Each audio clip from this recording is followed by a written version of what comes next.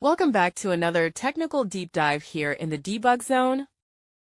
Today we're tackling a big question and breaking it down with insights from other users. Hopefully this clears up some misconceptions and helps you get the answer you need.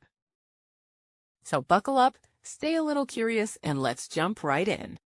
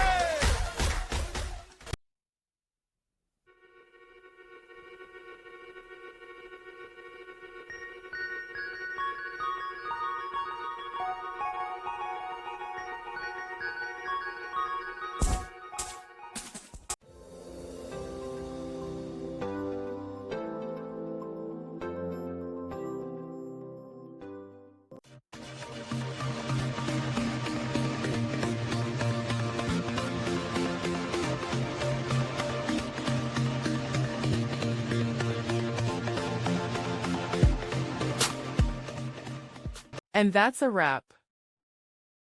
I hope you found the answer you were looking for. If you did, take a second to hit that subscribe button. It really helps out. And let me know in the comments which solution worked best for you. See you next time in the debug zone.